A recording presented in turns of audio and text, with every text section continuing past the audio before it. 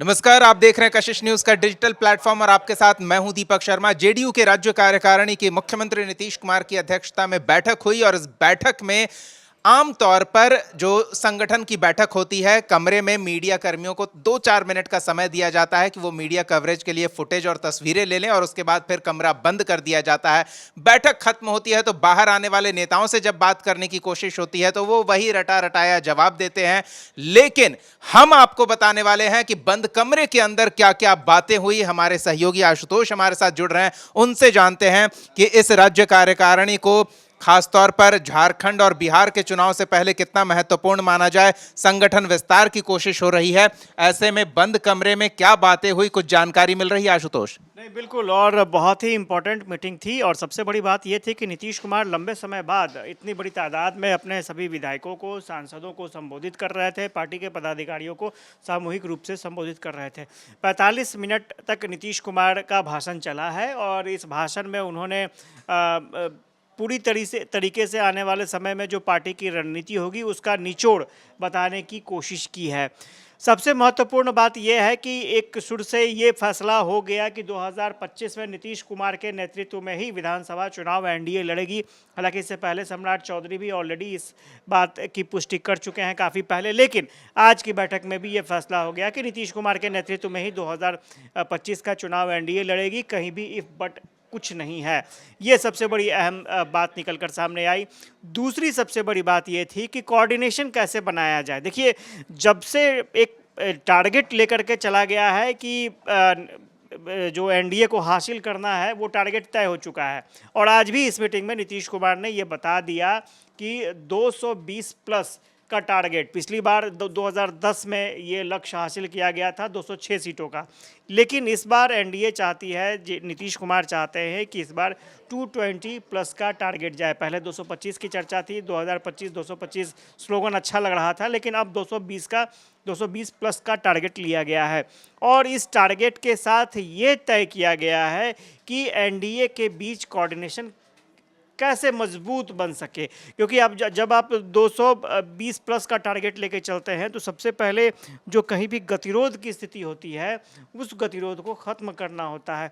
यही वजह है कि एक प्रारूप तय किया गया है कि संगत पंगत एक कार्यक्रम एनडीए चलाएगी और उस कार्यक्रम के तहत ज़िला स्तर पर, प्रखंड स्तर पर ज़रूरत पड़ी तो उसके नीचे भी एक मीटिंग की जाएगी एनडीए नेताओं के साथ और एनडीए नेता उसमें बैठेंगे। जो भी नीचे लेवल के नेता हैं, ग्रास रूट लेवल के नेता हैं, वो बैठेंगे और कहीं भी अगर किसी विधानसभा क्षेत्र में लग रहा है कि ये परेशानी है, कोई ज़्यादा एक्स्ट्रा दावेदार उत्पन्न हो रहे हैं या फिर कुछ और तरह की परेशानी है तो वहाँ पर तत्काल सॉर्ट आउट किया जाएगा।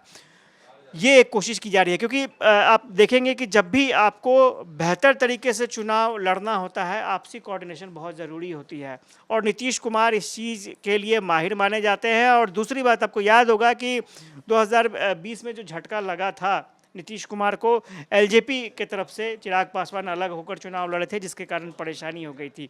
तो इस बार वो नौबत नहीं आने देना चाहते हैं नीतीश, सबको साथ लेकर चलेंगे और चिराग ने भी लगभग सहमति जता ही दी है। 2-3 मुलाकात भी उनकी हो चुकी है मुख्यमंत्री के साथ और मुझे लगता है कि सीटों को लेकर के भी बात बन गई होगी। तो एक बेहतर मैनेजमेंट के साथ नीतीश कुमार जेडीयू चुनाव में जाना चाहती है। उसके अलावा सबसे महत्वपूर्ण एक और इम्पॉर्टेंट बात यह है कि नीतीश कुमार ने एक जिम्मेवारी अपने कार्यकर्ताओं को सौंपी है कि पर्चा बांटो अभियान चलेगा।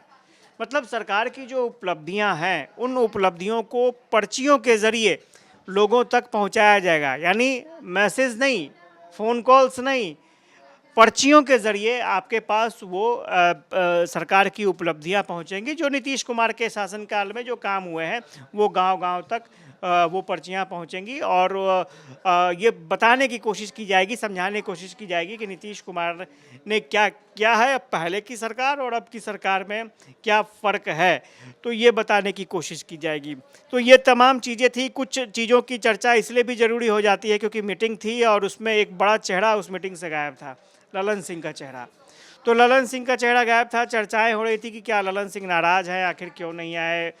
तो जो बाकी के नेता थे वो बता रहे थे कि ललन सिंह का कोई कार्यक्रम था, सरकारी कार्यक्रम था, इसलिए वो नहीं आ सके।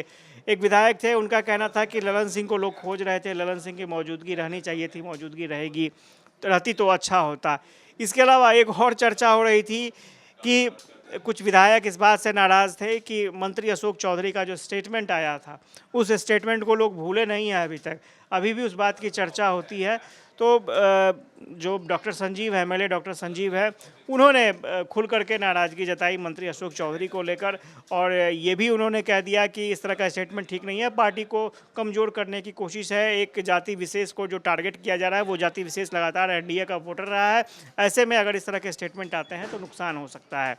तो ये अंदर में एक गुटबाजी टाइप का भी मामला देखने को मिला, अंदर में नहीं, मैंने जेडीयू के अंदर ये परिवार के सदस्य साथ बैठे थे तो गिला शिकवा दूर कर रहे हैं। झारखंड चुनाव को लेकर कोई जानकारी मिल पा रही है क्या?